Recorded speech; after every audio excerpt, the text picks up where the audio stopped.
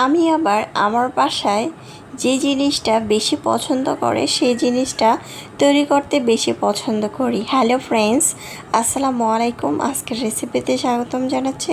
আজকে ঝটপট একটি নাস্তার রেসিপি নিয়ে চলে আসলাম, সেটা হচ্ছে চিতই। আজকে শুকনো চালের গুঁড়া দিয়ে চিতই পিঠা তৈরি করব। এই চিতই পিঠাটা এখন কিন্তু প্রচুর পরিমাণ আমার বাসায় খাওয়া দাওয়া হয়, তবে আমি কিভাবে তৈরি করছি সেটা আপনাদের কাছে আজকে দেখাচ্ছি। প্রথমে আমি 2 কাপ চালের গুঁড়া ভিজিয়ে রেখেছিলাম, ভিজিয়ে কিছুক্ষণ ফ্রিজেও রেখে দিয়েছিলাম। তার পরের দিন আমি কি করেছি, এটাকে একটু ব্লেন্ড করে নিয়েছি। এখানে লবণ পরিমাণ মতো দিয়েছি, দিয়ে এই যে পাতলাটা দেখছেন কতটুকু ঘন রেখেছি, আর এখানে কিছু ধনেপাতা, কাঁচামরিচ আর হচ্ছে কাঁচামরিচ, ধনেপাতা, পেঁয়াজ এগুলো নিয়েছি।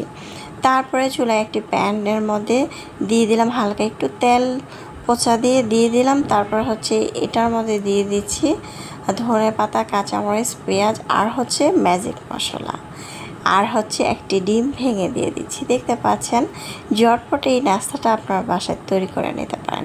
বাসার বাচ্চা থেকে বড় সবাই এত বেশি মজা করে খায়, মানে আমি তৈরি করতে করতে তারা খেয়ে ফেলে। উপর দিয়ে থাকবে হচ্ছে নরম তুলতুলে, আর নিচে তা অনেক ক্রিস্পি, আর খেতে এত বেশি মজা হয়।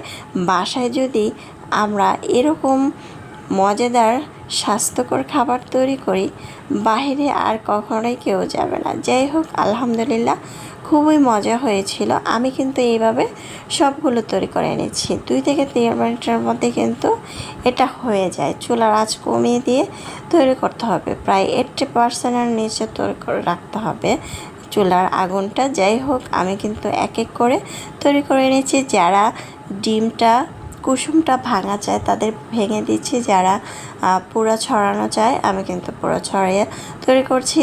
দেখতে পাচ্ছেন আমার কিন্তু খুব ভালো করে তৈরি করা হয়ে গিয়েছে। এটা খেতে দারুণ মজা, সকাল বিকালের জন্য খুবই অসাধারণ একটি নাস্তা। ঝটপট বাসায় তৈরি করে নেন। শীতের সকালে যদি এমন নাস্তা থাকে আর কি লাগে।